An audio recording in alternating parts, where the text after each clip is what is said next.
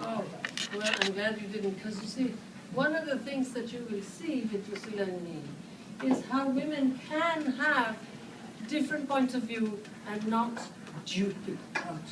You know, that's, when David Damrosch told me about world literature, let's dupe it out again. I said, David, you know, I don't know how to dupe it out. So we don't think exactly the same. We can talk.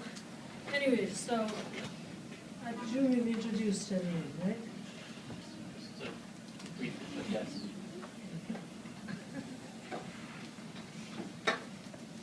Okay, so what I wanted to do was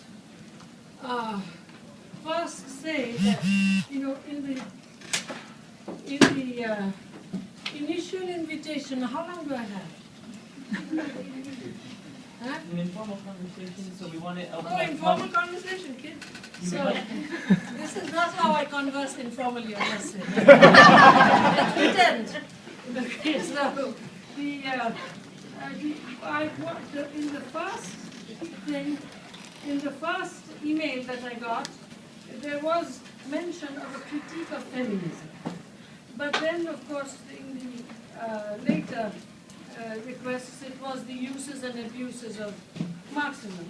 Now, I want to say, before I go any further, that for me to offer more than the usual critique of feminism in this context is a bit useless, because I do think that reproductive heteronormativity is much bigger than the difference between capitalism and communism. It's much bigger than modernity and tradition. It's much bigger than, everything is held within it.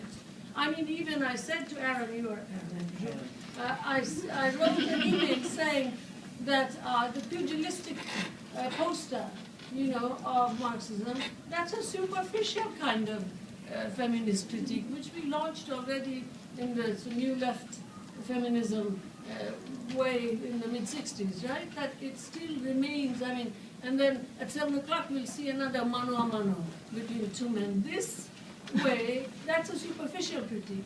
But my real thing about feminism is that it is so much bigger and older and goes into so many different parts of being human and being animate that I'm in fact not going to talk much about gender. I wanted to say to Drusilla, because we've been talking, before we actually talk about alternative epistemologies and so on, I wanted to say something about how I felt this alternative epistemology stuff and I wrote about it in Writing Wrongs, but in my big book I have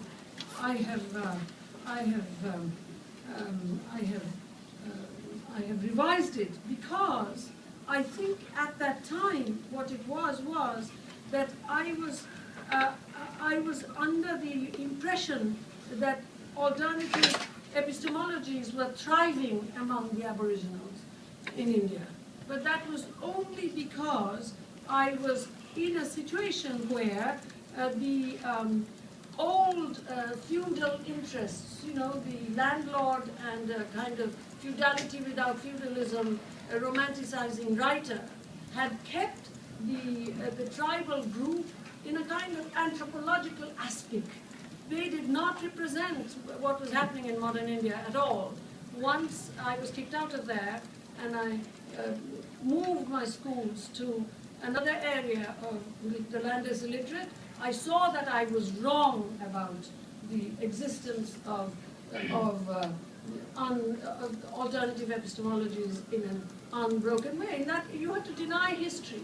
And to an extent, it reflects the desire of the metropolitan radical to see that, to think that what his or her mindset is exactly the mindset of people who have been destroyed cognitively for millennia.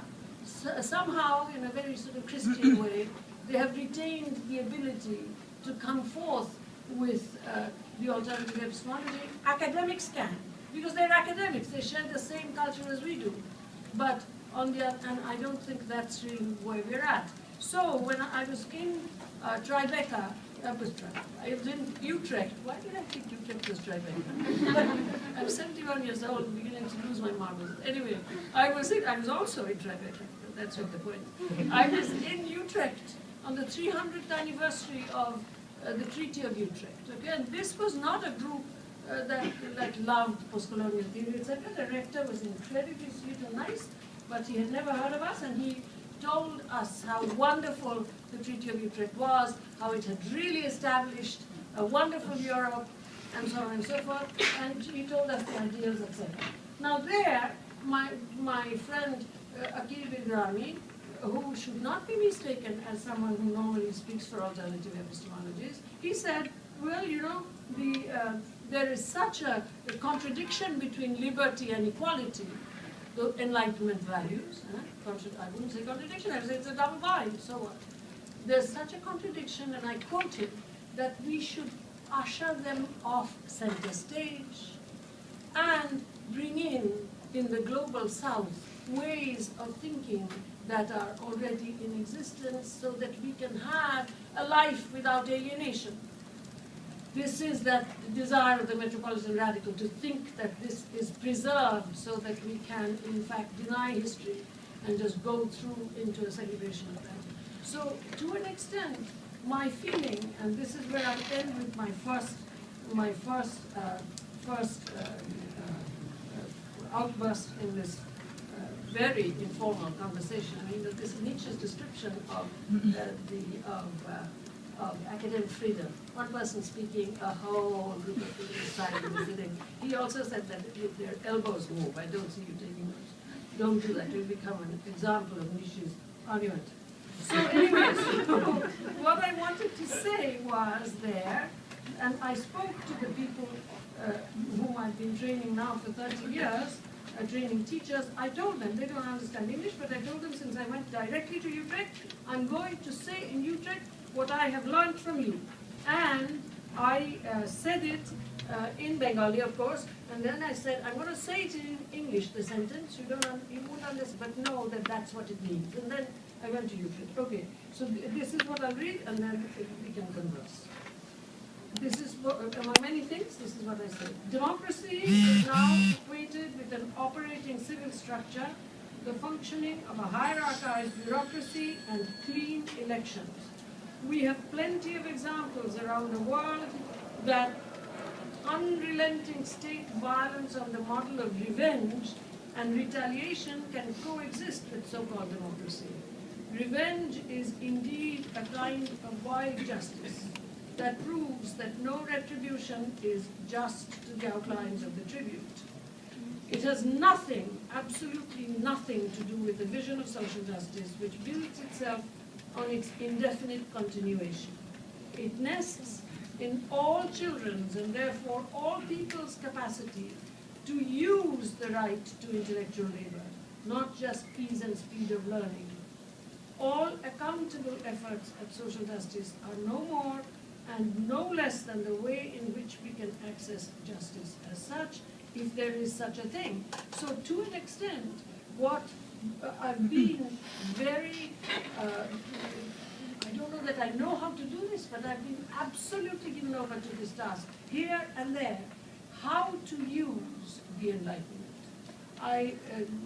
After 7 o'clock, I will be listening to someone's book, listening to a discussion of someone's book where an unshakable confidence in the European Enlightenment is given. I, on the other hand, think that if one is at all aware, I mean, in this Utrecht talk, which I'm not going to give you, obviously, there were a lot of reports, where the Commission Against Racism and Intolerance found everything breaking down of these wonderful, clean countries, the Scandinavian countries, the Netherlands, the home of European model socialism. Everything breaking down because of the asylum seekers, the Somalis coming in, laws being changed. We saw what happened in Norway. So, and the European Union is now described even by heads of state as a collection of creditor states and debtor states. That ain't a union.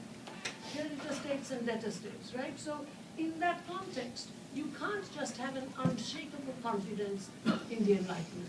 Now, I am an old woman, and I take my voice from someone who was in the Enlightenment after all, was there, Gandhi, where he puts the scene of rape in Westphalia. And then finally the person who says the wisest thing is an old woman with one of her haunches missing because of torture.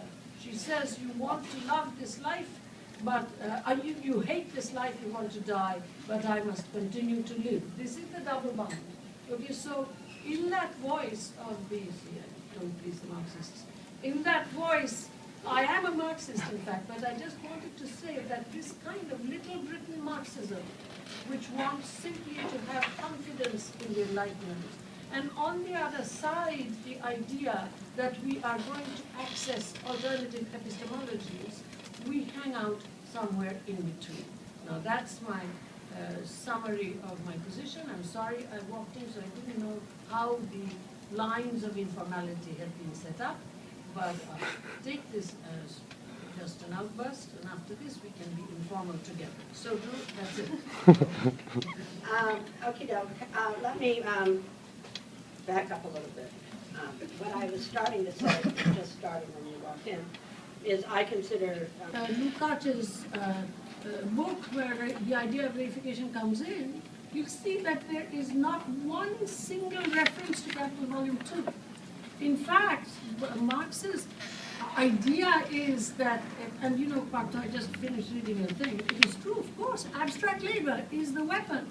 Quantification, which we would call it quantification today, so that you willingly agree to this quantification so that you can grab it back and use it so to use capital for social uses. This is, there's no alienation in here, is not like feeling alien, some kind of Sartrean existentialist sadness. No, it's that anything goes outside of itself. The old Hegelian formula of positing, negating, sublating. You know, I mean, we all learned it, Hegel 101. It's not. He's not at all talking about. This has been a problem, especially in this city. There have been very strong critiques, but I do believe that that's not a critique that Marx engages in, that labor is reified by capitalism.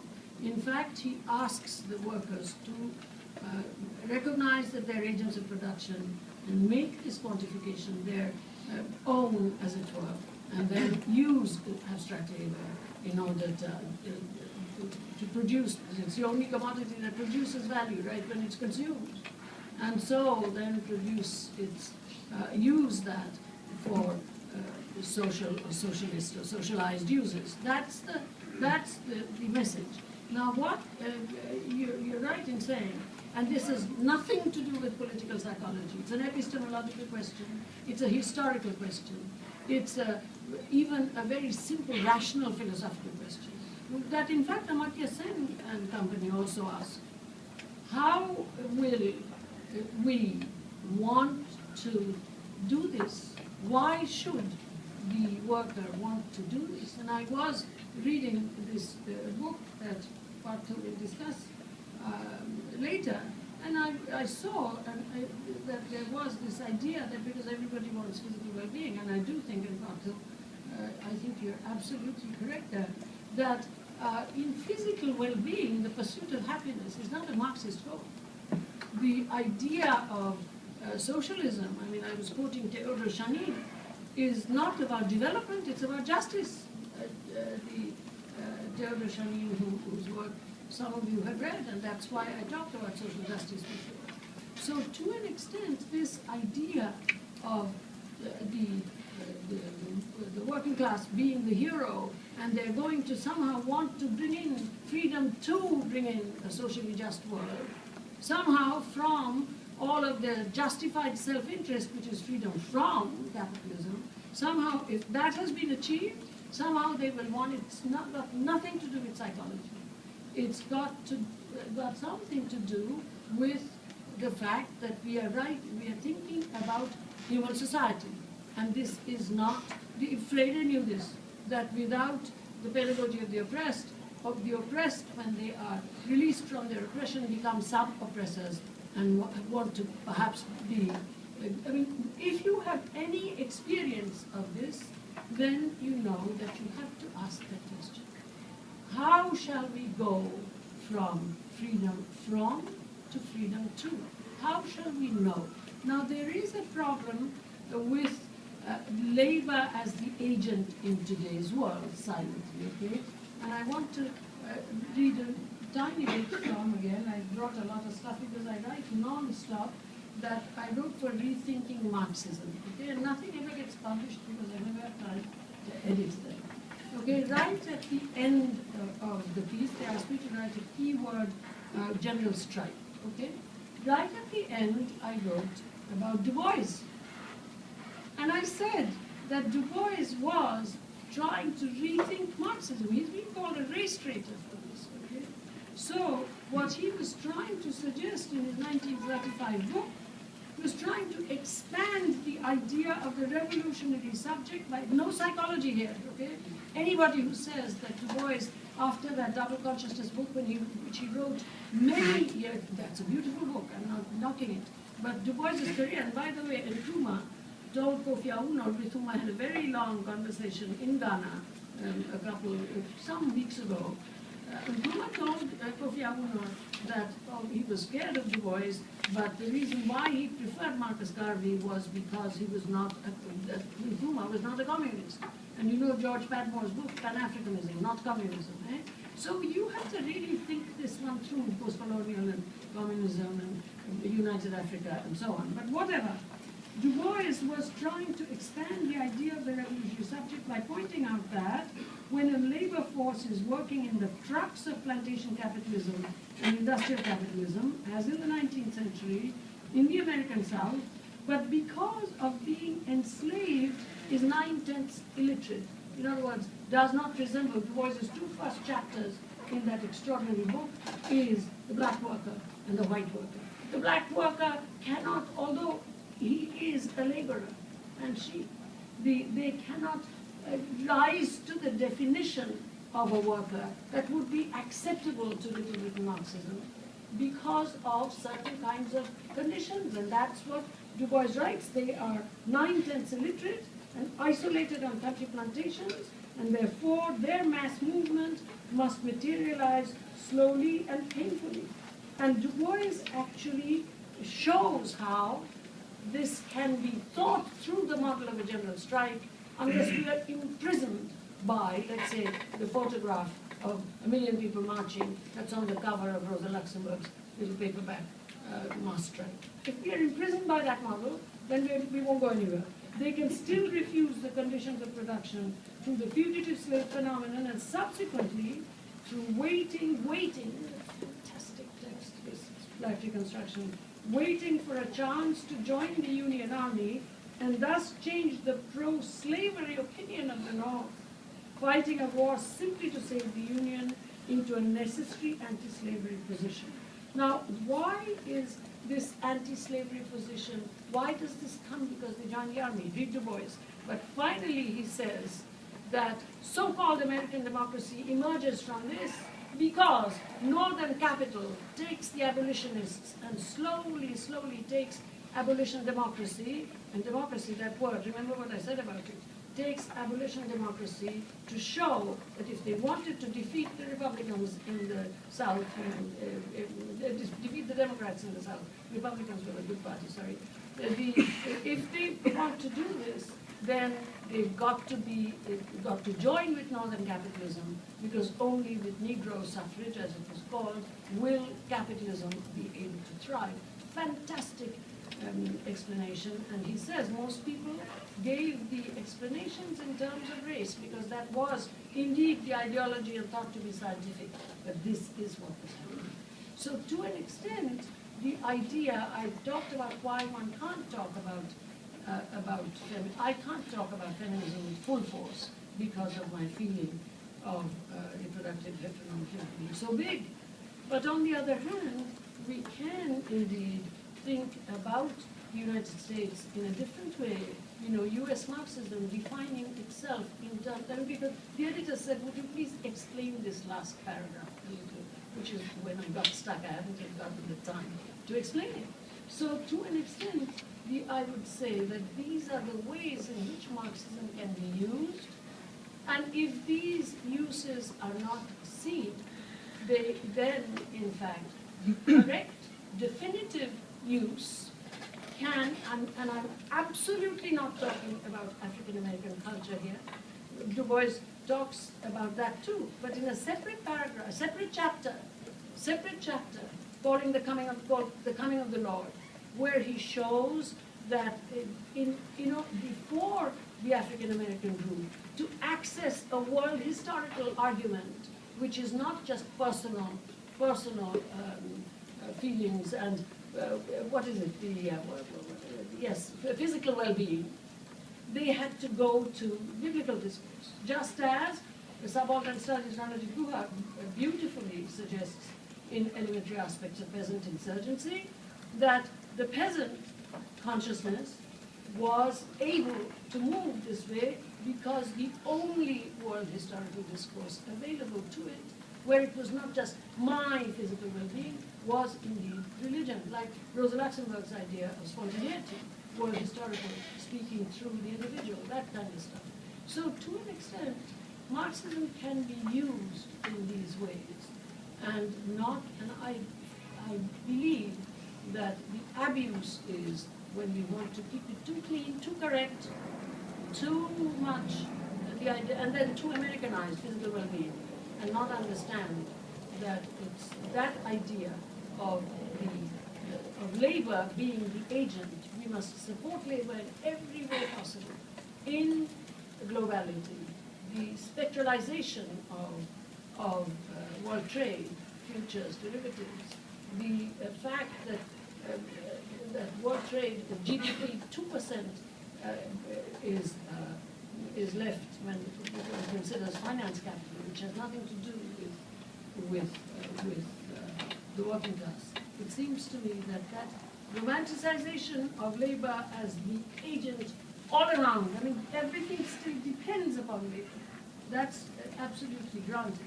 But labor itself, the job creation, the job security, and so on, one of my students, and I bring him up again and again, William Sampson, because long ago, because he felt that this was not the only message of communism, but there was that question: why would people change? He was a medical doctor. He entered the Union in the South. The FBI shot him and killed him. But because this is what he was trying to say to the Union, that it's not about one of the Greensboro file, the first one, they didn't allow videographic evidence, because he was saying that it is not about that other view, the vision of the working class having it in its hand, somehow epistemologically making that change miraculously, that once it was free from capitalist oppression, it would be free to create a just world. This romanticization you will find in many US academics, because of course on the ground for a little while it looks like that, because we are still in the freedom front.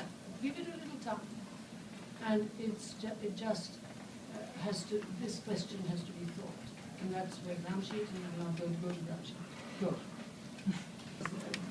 Pushing my head against people's movements and so on, and I don't just know my schools. I mean, I don't want to present myself as a very revolutionary of one sort or another. No, I'm a teacher. But I will not take my evidence from stated agreement from groups that are working like devils and in absolutely justified self-interest, dying and talking about a future where they will be building for everyone, etc., etc. It's just not something that I can endorse. And it also seems to me that although the other work teaches me a great deal about how to do this salaried work, nonetheless, it's not part of my salaried work. It's not part of myself. It's separate from it. Is exponentially different. That's what I'm talking about. I'm not really a very humble person. Do I seem to be a humble person? I think what I try to do is try to rearrange desires whenever I'm teaching, and I do teach. I have had the incredible advantage of being born to metropolitan, clean living, high-thinking, intellectual, anti-casteist, proto-feminist parents who taught us to despise the rich. I should give something of this, so I do teach. That's the only skill I have. And here, as in those schools, as at Columbia or anywhere, which is why one shot leaves for me or not anywhere, what I try to do is to hang around so that I can begin to recognize the desires behind it's very, very hard. It takes a lot of time and a lot of real language learning. That to recognize the desires at work in terms of what can be, the unreasonable desires of what can be. And it is the rearrangement of those that I believe is the task of the teacher. As best she knows, I don't know everything at all. But on the other hand, the teacher has, that's why I quote Marx's third thesis. The teacher, unfortunately, in a very scary and dangerous way, has a certain kind of authority. I started as an assistant professor in 1965 and saw the failed experiment of the 60s in terms of teaching as if there isn't the double bind of authority in the teacher. And this is not something, I'm not a humble person. Yes, you had a question. Go ahead. I'm sorry, I promised to take a stack, and I have 2 names on it already. Oh, You'll be the third. Thanks. So let's get 2 comments now, and then open it up for discussion, and you'll be right after that. Hi. Can you hear me actually? A little louder. Hi. Thanks for your thoughts. I was just picking up on your comments about the state, and it made me think about whether there's any traction in the term the deep state.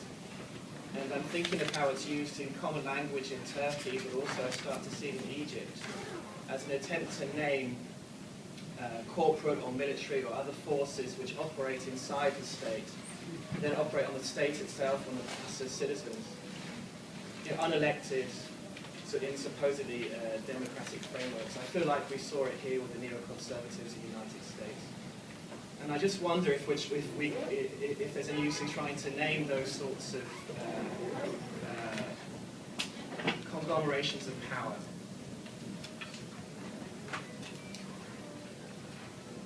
Okay, and yes?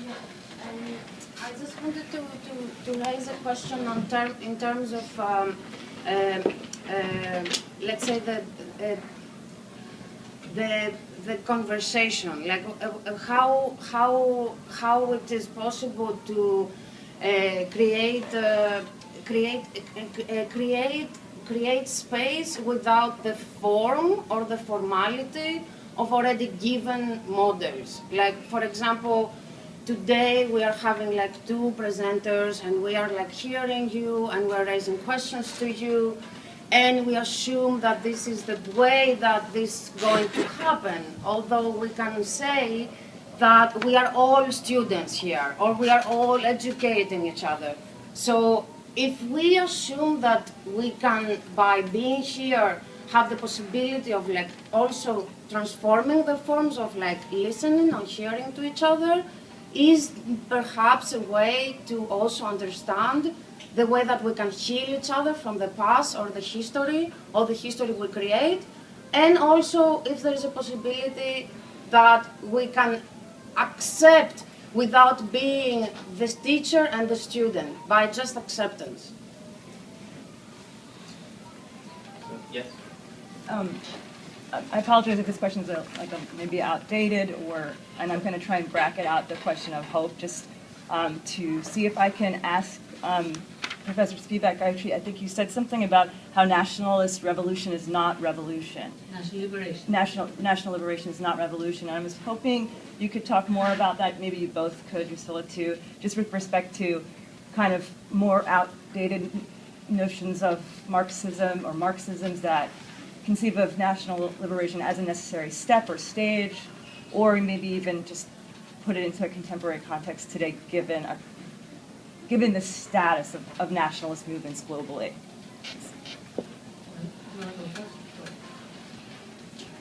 I was a little unclear about the first question. It was about a deep state. So the concept of the deep state, in particular in Turkey, and perhaps also. Yeah, I don't know if it's. There's just air conditioning. We're having trouble hearing. Can you just speak really loudly? Okay.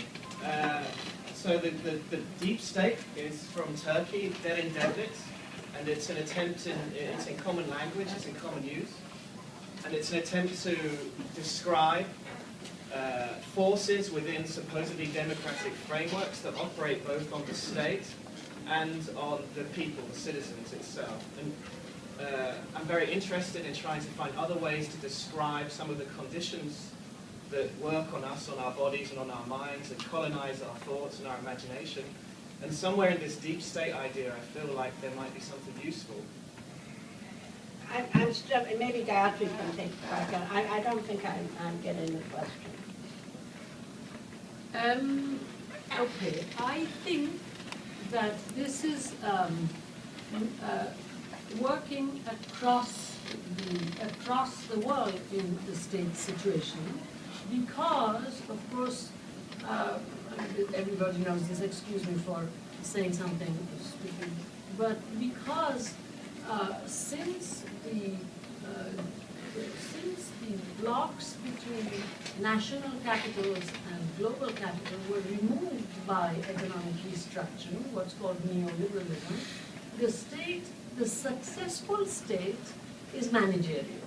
Now, the demand and supply will not bring up questions of HIV, AIDS, health, or clean water, or anything like this. We need the international civil society, etc., or human rights naming and shaming. But this is the successful state.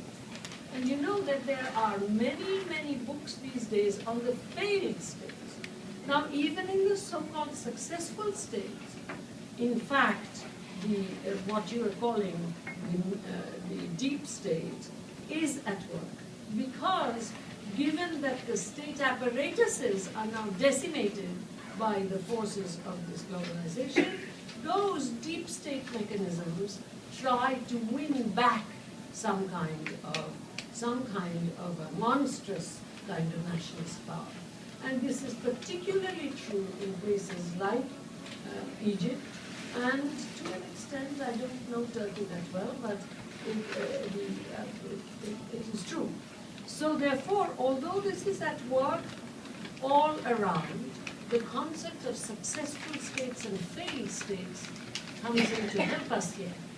And then, in fact, the Central Asian context, where Kathleen Collins wrote a wonderful book which nobody reads, where she suggested that in places where state formation long preceded democracy, in fact, you don't have so much room politics, because the absolutist state took care of that. But he began to work. I didn't ask him to come forth, but he began to work with these ideas some years ago when he was only a block development officer. He said, "No, Gayatri, I'm coming, only 10 minutes at a time." What did he come to tell me? I went to my place, he came. What did he come to tell me? He came to tell me that the wells could not be built, although these 4 years of training, 4 years of schooling, although these people, after 2 generations, had on their own, because I said I'm not going to touch rice, I'm not an agriculturalist, had gone toward the seeds that were appropriate to that place, and I'm not even talking about Article 31 and land and constitution, let's forget that. But although they had said it, and the ILO-sponsored project of giving 100 days of employment to all landless folks, which was quite successful, although also, turned away from rural gentry, etc. Let's forget it. Quite successful. Suddenly would not work. This guy had come to tell me. Would not work because the Indian Chamber of Commerce is complaining that the success of this project, there you have the stage, the success of this project was not giving them enough skilled labor. So, no well, no movement like this. Now that, the guy was really wanting to talk to me. That was a conversation. At 10 minutes he buzzed off because I had to go to the so-called very old NGO that manages the money, because they had suddenly said their income tax assets will not allow them to buy basic furniture for with my money for the school and so on and so forth. So these are, Simon Frith was here in 1983, and then when he came back, I never knew him, I don't know what he was like. But when he came back many, many years later, he wrote in the Village Voice, the only thing I remember about my first visit in 1983 was Gayatri Spivak saying, the Americans adjudicate freedom by rearranging furniture. I was a little too aggressive in those days, but this acceptance. I'm troubled by acceptance as a goal. Given that or having a conversation where you just accept. I think that the human being, when there is a scene of acceptance, as I said, there is power which is not being acknowledged. Who is the agent of acceptance? When acceptance comes from the bottom, it's very scary. And That's what I was saying. That's what I was suggesting. Instead of agreement. Because you said agreement. And I said from the bottom to tap and accept. But the agreement is a pattern of saying yes. The agreement is a pattern of this is not something, what can I say? This is exactly not psychological. This is exactly not psychological. It's a kind of inscription within which there are movements. We try to undo this, but I can't go into it. As for what did you ask? National liberation, not a revolution. National liberation, because you see the thing is, it has so happened that most of the things that we call revolution have been changes in state formation. But and when I said national liberation, I was not just saying changes in state formation, not Tsarist Russia or feudal China. I was talking about the usual kind of national liberation. Colonial power is there, you free yourself, etc. That is simply national liberation. That does not come. I mean, I had the courage to say this in Dhaka University last year. And Zafrullah Chaudhry, who gave up an incredibly good career in medicine, he was in Britain, to go back to establish a field hospital during the Liberation War in Bangladesh, just 3 months older than I. I've worked with him on paramedical stuff, etc., for a long, long time. He was sitting, I thought he was sleeping, but he was sitting in the front row, and I uttered this thing, that national liberation, this is very hard for an Indian to say in Bangladesh, especially West Bengal. I said national liberation is not a revolution.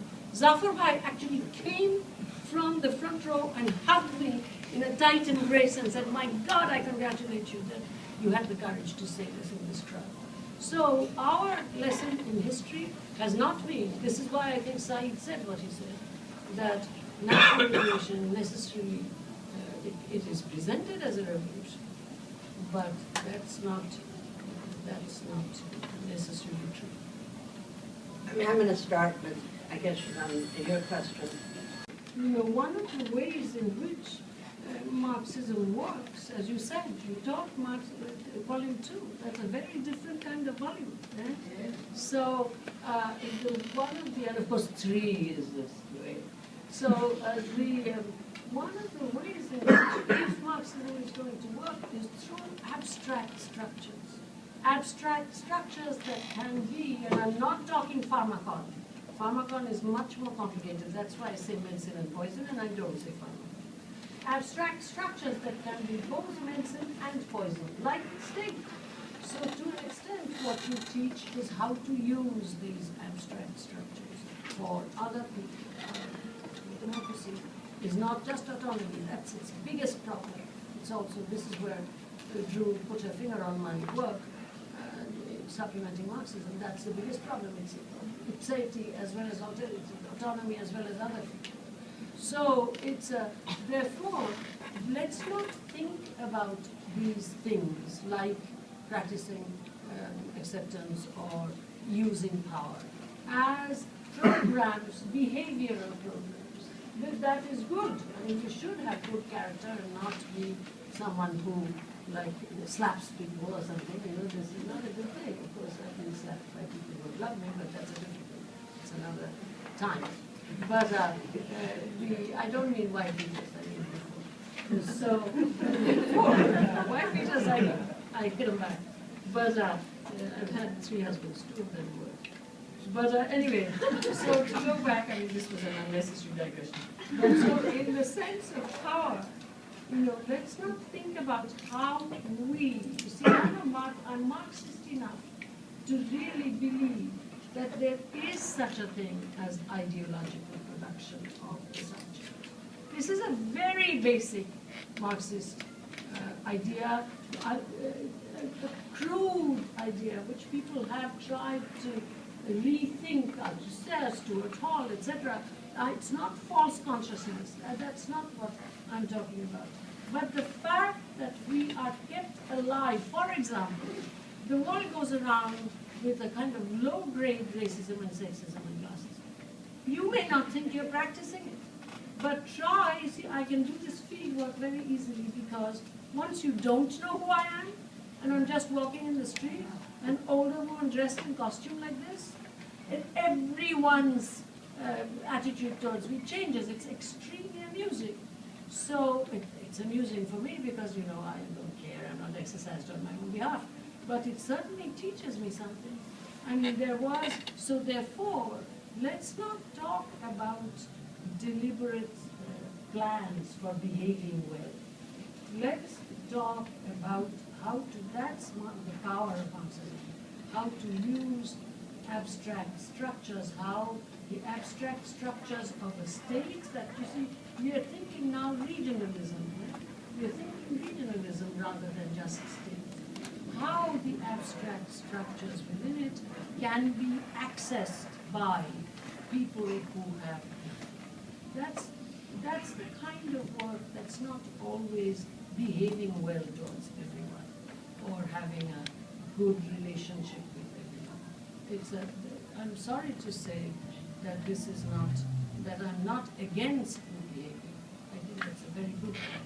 But we cannot ourselves, ideologically produced as we are, just simply make the decision that we are not going to, because you can't even tell how power is working, how power is working itself through you, and acknowledge that you are also in history, and then try. So that's what I would say to questions of this sort. Okay, I want to say we're just about out of time, and so I'd like to have you join me in thanking our participants.